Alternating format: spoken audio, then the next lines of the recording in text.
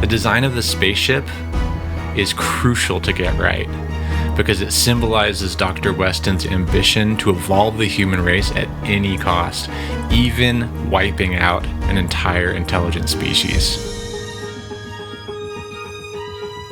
Hey, I'm Robinson. I'm a concept artist. I've worked with DreamWorks, Sony, Nickelodeon, and more. I'm designing for Out of the Silent Planet by C.S. Lewis as if it were greenlit to become a feature film. Okay, so my first move was to reread the book. I made myself a design brief, and here's what I came up with. 1, the ship is roughly spherical. 2, the spaceship moves by exploiting the less observed properties of solar radiation, whatever that means. 3, the exterior of the ship is tough enough to withstand some small meteors. 4, there's a manhole at the bottom, presumably with some landing gear to create a gap so they can exit. 5, the ship has its own weak internal gravity, almost like a miniature planet. And 6, there are square windows. So not a lot to go off of. My next move was visual research. I used ShotDeck, which is a very cool platform, to pull up movie stills of a bunch of cool sci-fi ships, especially spherical sci-fi objects. I figure, always stand on the shoulders of giants whenever you can. Speaking of giants, Stanley Kubrick's 2001 Space Odyssey has an amazing moonlander design that I felt really inspired by. So I went ahead and did a study of that. Real historic structures ended up helping a lot too. I found a 5-story pressurized sanitarium that was built in the 30s that has these cool rivets and panels on it that really helped establish the scale for the final ship design. Ransom sees, quote, a huge round shape that rose black against the stars, which he took to be the dome of a small observatory. So I found some real ones that Lewis likely would have seen with his own eyes. I also found some cool gas storage tanks and a wind tunnel from 1922. My first idea was to explore faceting and to see how rough I could go with the fewest number of facets, but still get that spherical read that's described in the book. I mocked up a few shapes in 3D right away, but didn't get much traction with it. While doing that though, the concept of sacred geometry came to mind. Graham Hancock imagines this lost ancient technology that developed in a different path from our own internal combustion engines. He theorizes that a machine could be built using pure geometry with no moving parts that would somehow leverage the intrinsic vibration in everything around us.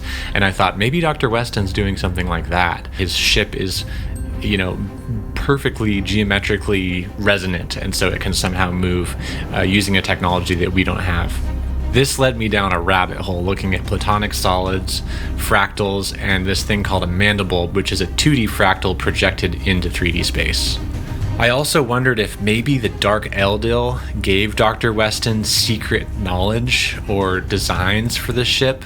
And so I started to think about pentagrams or other sort of occult symbolism that might indicate a dark spiritual force that's influencing him. Even with this backstory, though, I felt like something was missing. I was led to prayer as I got stuck, and I was led to ask, what does this ship mean symbolically in the story? And just a few seconds later, what came to mind was Mike Hill's awesome lectures on symbolism underneath good production design.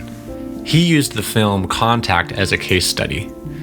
For example, the heroine in Contact is kind of like a Joan of Arc character, and so they designed her spacesuit to be visually reminiscent of a knight in shining armor. And then I thought, Dr. Weston might think of his spaceship as a seed pod, traveling to new soil to perpetuate humanity's survival. But the reader soon understands from his words and actions that the ship is more like a virus, a spherical object carrying a deadly disease to a heavenly body, Malacandra. The disease is his genocidal intent that could ultimately spread to other planets if it was to fully infect this one. Once I knew my take on the spaceship was going to be a virus, I felt so relieved. I had done the big, tough production design task of setting a direction. I knew that this would honor the author's intent. It wouldn't just be, avoiding conflict with the brief description. It would actually be moving the story forward visually. I knew that every design decision I made moving forward, I could judge against this initial direction. I initially kept the geometric faceting and added spike protein shapes to that, but it dawned on me this kind of looks like a 1970s commune, hippie house, and that was not. I was going for more of a 1930s thing, so I had to set that aside. But there was still some good fruit from the geometric exploration because I realized I could still apply it to the interior walls. It was an efficient way to kind of distribute the square footage. After letting go of the faceted look, I knew I needed to lean more intentionally into the 1930s, so I looked at the films Things to Come and the first Flash Gordon movie for design inspiration. I think Dr. Weston's character would be a big fan of the ultra-modern, streamlined, modern aesthetic.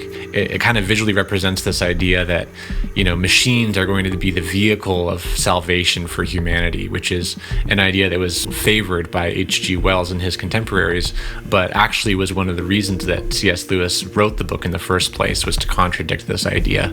I tried incorporating some other visual language, like sea mines and grenades I found from World War I. I incorporated some of that into the designs, but I didn't think that an explosion was quite as strong of a metaphor. When I started reviewing what I had, I realized that distributing the spike protein shapes in the windows sort of evenly around a sphere was becoming a little visually monotonous. Some of the silhouettes actually felt a little silly, which didn't quite line up with the serious nature of the subject matter. But I did feel like I had explored a decent range of possibilities at this point. What resonated with me instead was a sketch that was more inspired by the Flash Gordon direction that I had thought maybe it's a little too goofy, but I had to admit it was more visually appealing than some of the other ones.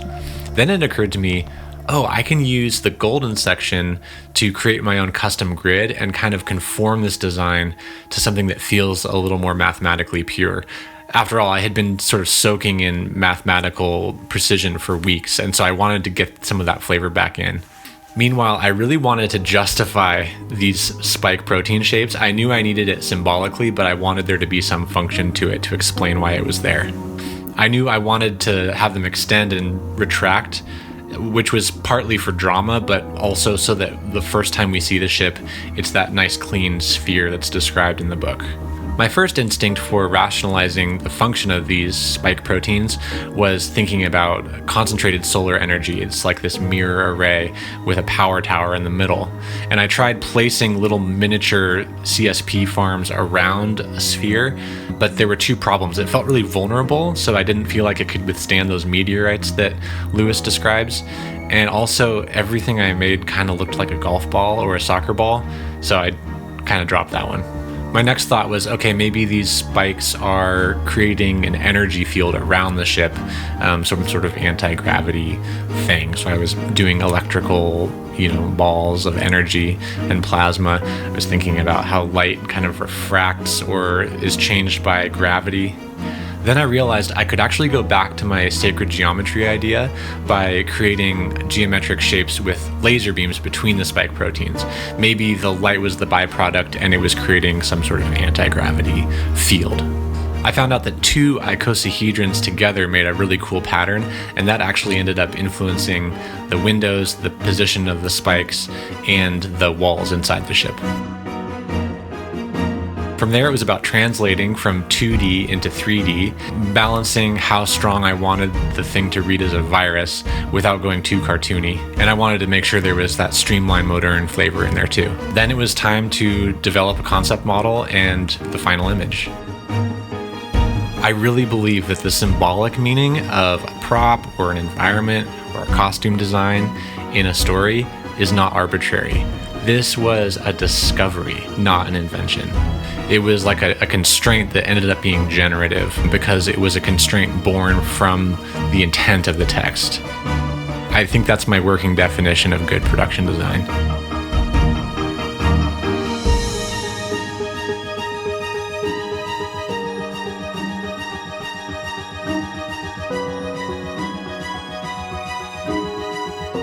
Thanks so much for watching. and I'll see you with more Out of the Silent Planet design soon.